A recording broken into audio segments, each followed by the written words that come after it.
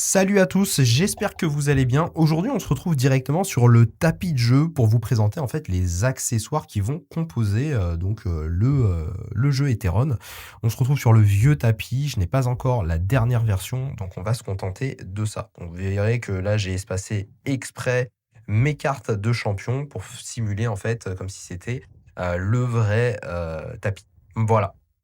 Donc pour rappel, on se trouve, actuellement avec nos champions, ici. J'ai simulé une ascension complète avec notre champion, qui se nomme Il'dan. Heu, sur ma gauche, je vais retrouver, les invocations qui ne sont pas ici et on part tout de suite. Donc de base, chaque champion, d'accord, a, un nombre de points de vie défini et l'objectif effectivement, c'est de, le mettre KO, donc descendre ses points de vie à 0. Première option qu'on avait, c'était de mettre, simplement des dés, voilà, mettre, 2 dés, voilà, pour, simuler les points de vie. Sauf que, si on fait ça pour tous les champions, en sachant qu'il va avoir aussi des dés, sur les invocations, ça fait beaucoup d'accessoires. Notre objectif, c'est de rendre le jeu accessible, donc d'avoir finalement le moins d'accessoires possible, enfin ou rendre le truc le plus, facile.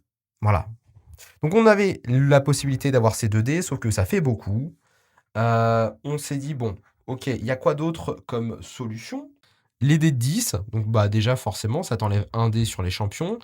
Le problème du dé de 10, bon déjà c'est que tu perds quand même pas mal de temps à chercher ton numéro quand, voilà tu décrémentes, la vie de ton champion par exemple, ou tu l'incrémentes parce que tu peux avoir du soin également, mais c'est surtout pour la lecture aussi de ton adversaire. C'est un petit peu chiant, tu vois? Tu vas pas lui demander tous les 3 secondes: «Alors c'est combien?»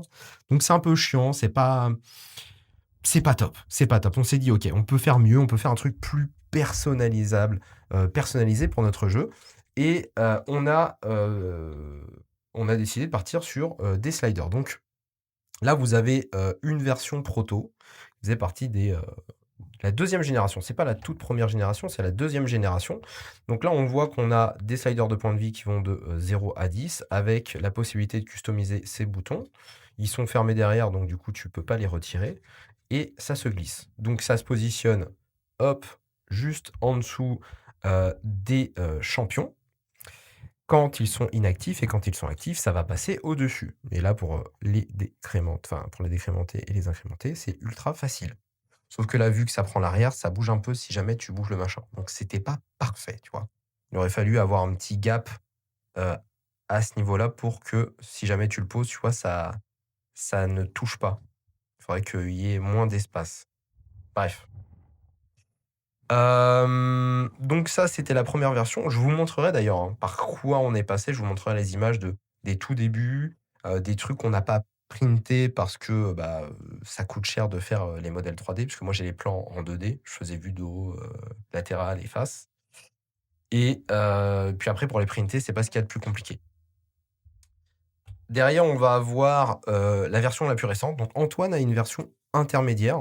Ce que je vous ai pas dit, c'est que là, en fait, la première version, on l'avait fait sur, les formats, horizontaux des cartes. Donc ça prend, la largeur de la carte au format horizontal et l'objectif, c'était, hop, d'avoir, plutôt pour simuler un bel espacement, une barre, déjà pour que ça soit plus aéré, qui fait la taille, d'une carte à l'horizontale.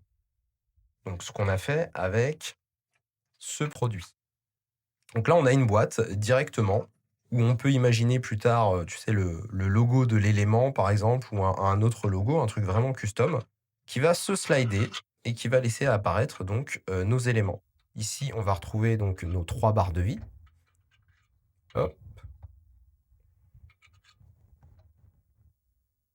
donc là, il y en a une hem, où j'ai mis, donc du marqueur, histoire de voir si ça ressort, beaucoup plus, parce qu'on pouvait pas faire 2 fils, différents sur cette imprimante. Donc voilà, j'ai repassé par-dessus. Effectivement, tu le vois très, très bien. C'est beaucoup mieux. Donc, sur une imprimante professionnelle, ça sera d'autant mieux.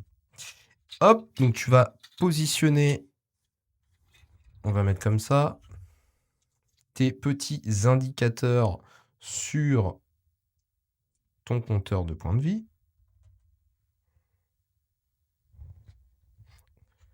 Tu remets tout ça dans ton petit compartiment que tu vas refermer proprement. Ultra pratique, j'imagine, tu sais, quand tu vas te déplacer chez des potes ou tu ramènes ça en tournoi, franchement, c'est top. Et là, bah, effectivement, comme tout à l'heure, définis un actif et tu peux commencer. Et puis voilà, tu peux, comme ça, facilement décrémenter, incrémenter ta vie. Voilà. Donc ça, c'est les dernières versions qu'on a, que je trouve vraiment, vraiment stylées. Surtout, tu vois, quand tu vois le pack. Hem, Là, c'est brut.